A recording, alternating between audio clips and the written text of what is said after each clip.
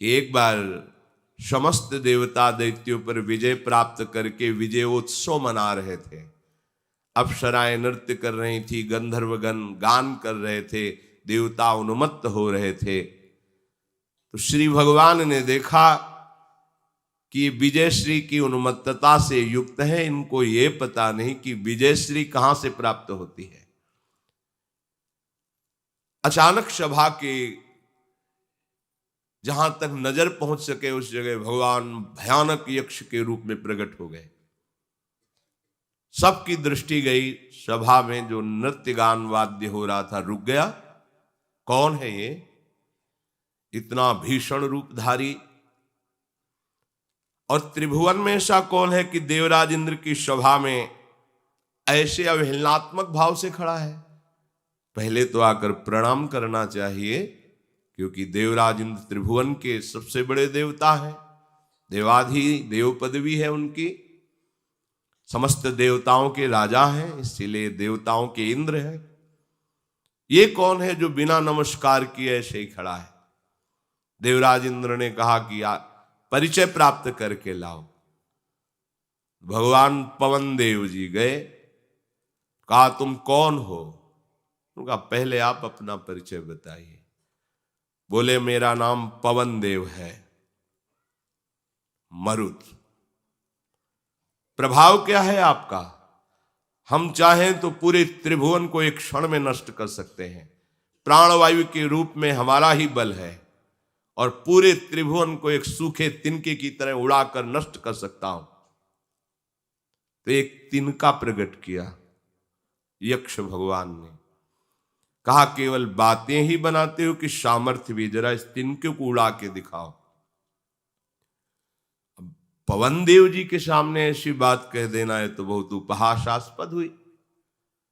पवन देव ने सामर्थ्य, पूरी सामर्थ्य लगा के देखो, पूरी सामर्थ्य लगाई, तिनका हिला भी नहीं।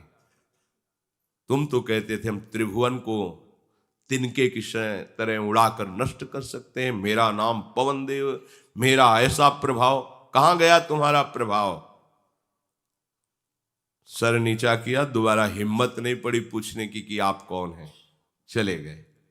देवराज इंद्र ने पूछा परिचय प्राप्त किया, तो उनका भगवान में असमर्थ रहा परिचय प्राप्त करने में। परम तेजस्वी अग्निदेव खड़े, मैं भी परिचय प्राप्त करके आता हूं। गए, कौन हो तुम? तो आप कौन हैं?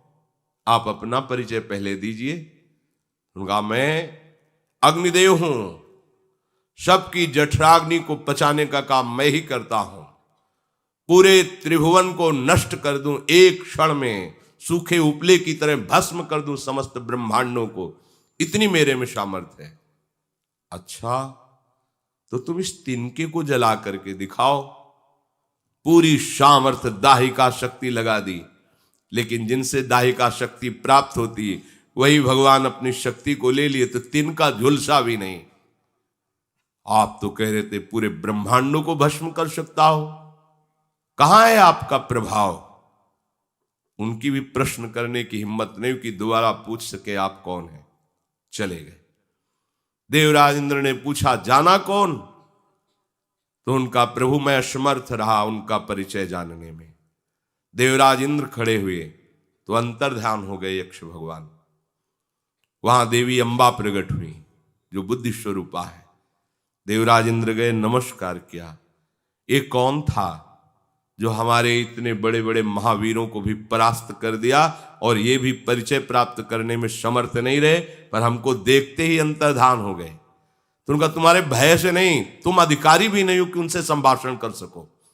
तुम्हें इतना गर्व है कि वो गर्व के कारण संभाषण भी करने की योग्यता तुमने खो दी है जिनसे, इसीलिए वो अंतर्ध्यान हो गए। वो और कोई नहीं, भगवान श्री हरि यक्ष के रूप में प्रकट हुए थे।